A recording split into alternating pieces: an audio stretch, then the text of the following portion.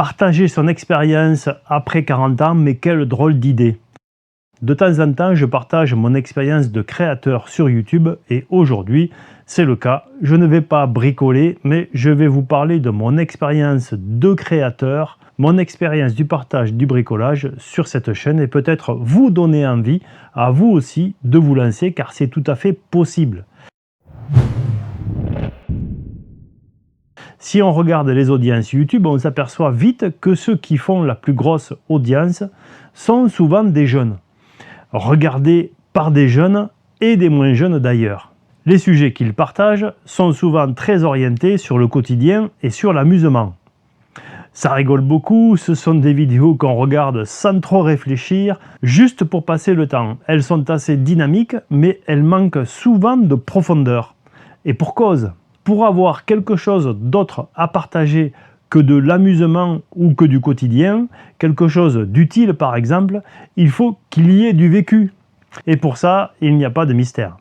Il faut avoir vécu quelque chose pour pouvoir en parler. Il faut que le temps soit passé, il faut ce que l'on appelle de l'expérience.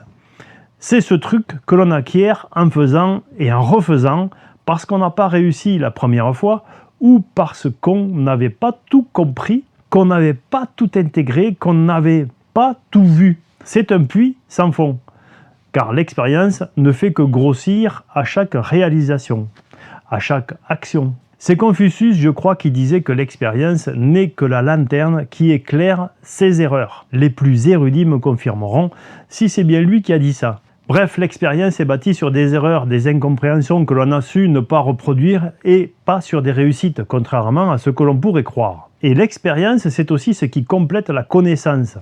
Car si l'on a de l'expérience sans connaissance, il y a de grandes chances que l'on ne comprenne pas ce qui se passe, que l'on associe des causes et des conséquences, un peu comme on range des vis dans un tiroir sans comprendre pourquoi celle-ci est plus adaptée que l'autre. Et dans ce dernier cas, on pense maîtriser le sujet alors que peut-être on l'a juste effleuré. Pour être complet, il faut donc avoir la connaissance et l'expérience. Cela nécessite d'apprendre les connaissances et de les mettre en pratique, dans plusieurs cas de figure, dans plusieurs environnements et plusieurs fois. Je bricole depuis que j'ai eu mon premier vélo. Cela fait maintenant plus de 50 ans. Bien sûr, je n'ai pas fait que bricoler dans la vie, j'ai occupé plusieurs emplois et je me suis formé tout au long de ma carrière professionnelle. Je ne partage pas mon expérience professionnelle, même si elle est très technique et très riche. Je partage mon expérience sur le bricolage uniquement. Activité technique aussi, mais bien moins que mes activités professionnelles passées. Je ne suis pas de formation littéraire et j'ai donc constamment baigné dans la mécanique, l'électricité, l'automatisme, etc. Pour l'expérience sur le travail du bois que je partage aussi, je suis autodidacte, c'est-à-dire que je me suis forgé ma propre expérience basée sur des connaissances acquises au travers de livres, comme à l'école, mais sans professeur. Après 40 ans, quand on a une passion, un métier que l'on pratique depuis plusieurs dizaines d'années, on peut dire qu'on a de l'expérience. C'est donc le moment d'envisager de la partager. Mais pourquoi partager quand on a acquis si durement cette expérience parfois? On pourrait être tenté de la garder pour soi, d'en profiter, d'être un peu égoïste. Dans certains commentaires, je vois bien que le fait de partager des connaissances et de l'expérience durement acquise agace certaines personnes qui veulent garder leur savoir. Ils pensent certainement, comme les anciens que j'ai croisés au début de ma carrière professionnelle, quand je suis sorti diplômé et que j'ai intégré une usine dans laquelle le savoir-faire était primordial pour exister. Ceux qui savaient gardaient leur place parce qu'ils étaient seuls à savoir. Ils étaient indispensables, ils se rendaient indispensables. Ce n'était pas ma vision des choses. Je n'aimais pas ce climat, ces petits carnets dans lesquels on notait des petits secrets qui ouvraient des portes. J'ai donc intégré une autre entreprise où le savoir était partagé, capitalisé pour une meilleure efficacité collective et je peux vous dire que ça marche très bien.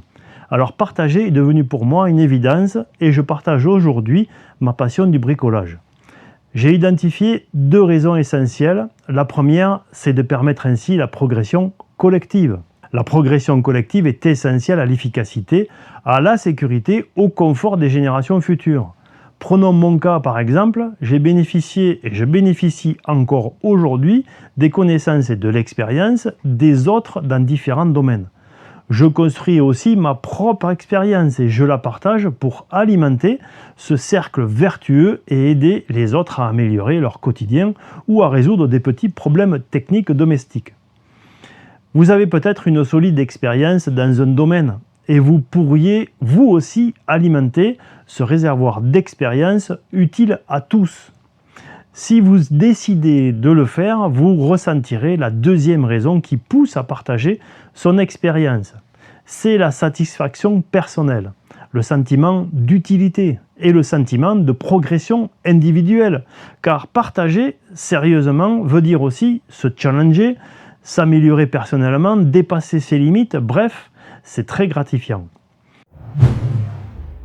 Alors, comment partager ? Ici, on est sur une plateforme, il y en a d'autres avec des fonctionnements différents. Il y a aussi des clubs, des associations, des médias, bref, il y a beaucoup de moyens de partager. Et en ce qui me concerne, j'ai décidé de partager mon expérience dans YouTube, sur YouTube, et ça depuis 7 ans. J'ai beaucoup appris, j'ai expérimenté sur cette plateforme et j'ai fait plus de 500 vidéos. J'anime plusieurs chaînes et je teste sans arrêt de nouvelles formules pour asseoir mon expérience de créateur YouTube. Je peux donc vous dire que YouTube a évolué depuis 7 ans et que c'est le moment de vous lancer dans la création d'une chaîne YouTube si vous avez de l'expérience, quelque expérience que ce soit, à partager. D'abord, c'est très simple de créer sa chaîne. Il y a des tutos très bien faits sur la chaîne YouTube Creator par exemple, mais ce n'est pas pour cela que je dis que c'est le moment. C'est le moment car l'algorithme a changé depuis quelques temps et il ne favorise plus les chaînes avec beaucoup d'abonnés. Quand j'ai commencé, les gros youtubeurs prenaient toute la bande passante, c'est-à-dire qu'à chaque fois qu'ils sortaient une vidéo, YouTube les mettait en avant, favorisant ainsi ces chaînes, même si leur contenu était discutable et peu vu. J'en ai parlé dans un vlog il y a plusieurs années, c'était déprimant. Aujourd'hui, c'est complètement différent. C'est votre historique de visionnage qui fait qu'on vous propose des vidéos et pas vos abonnements. Sauf si vous avez cliqué sur la notification, la petite cloche. Sur cette chaîne, par exemple, 85% de ceux qui regardent mes vidéos ne sont pas abonnés et ne s'abonnent pas. Les chaînes sont classées avec des mots-clés et en fonction de votre centre d'intérêt du moment, on vous propose des vidéos d'une ou l'autre des chaînes. Les jeunes créateurs ont donc toutes leurs chances maintenant d'atteindre une audience avec qui partager leur contenu. C'est essentiel pour garder la motivation du partage. Avec un peu de formation sur le tournage et le montage de vidéos, si vous avez de l'expérience sur un sujet, votre vidéo sera proposée et vue par une audience intéressée par votre sujet. Et votre expérience sera partagée. Vous aurez contribué à bâtir une société meilleure avec une petite pierre, certes, mais avec une pierre quand même. Côté matériel, un téléphone et un logiciel de base pour le montage suffisent. D'après mon expérience, la quantité de matériel de tournage est inversement proportionnelle à la profondeur du contenu. C'est-à-dire qu'on peut toujours se faire plaisir en tournant de belles images, mais si l'audience est venue pour un contenu, une expérience, une connaissance, elle ne sera pas très attentive à la forme. Inversement, si l'audience vous regarde pour se divertir et passer un bon moment, alors la qualité des images et du son est primordiale. Le contenu importe peu. Si vous décidez de vous lancer, ne vous trompez pas de motivation. Ne le faites pas pour devenir célèbre, ne le faites pas pour devenir riche. À quelques exceptions près, les personnes célèbres et riches sur YouTube ne partagent pas leur expérience. Ils divertissent seulement ceux qui les regardent. Enfin, un paramètre important à intégrer si vous décidez de vous lancer. Vous ne ferez pas l'unanimité. Vous serez aussi critiqué et parfois insulté dans les commentaires. J'ai eu du mal à l'accepter personnellement au début de ma chaîne, car j'étais un peu naïf de croire qu'en partageant mon expérience, sans contrepartie, j'allais faire un consensus. Il faut donc s'y préparer pour mieux le vivre, même si on peut le regretter, cela existe. Je n'en veux pas à ces rageux, d'autant qu'ils ont des exemples tous les jours de personnes ayant un rôle primordial pour la société et qui se comportent comme des vauriens irrespectueux. Cela n'excuse rien aux commentaires qui sont laissés, mais cela peut s'expliquer par le mauvais exemple que donnent certaines personnes ayant un rôle de premier plan que l'on voit partout maintenant, je parle des personnalités politiques. C'est affligeant, mais c'est comme ça. Mon rôle est infinitésimal comparé à eux, mais j'essaye pourtant de donner le meilleur. Je suis un petit bricoleur qui depuis des années essaye de faire tout ce qu'il peut faire par lui-même pour avoir la satisfaction d'avoir construit quelque chose, et je suis satisfait. Je suis un peu survivaliste dans l'âme, un peu radin aussi peut-être, et cela m'a poussé à me dépasser, à apprendre et à faire par moi-même. Maintenant, je peux partager ce que j'ai appris et expérimenter. J'espère que mon expérience vous sera utile et vous permettra d'avancer.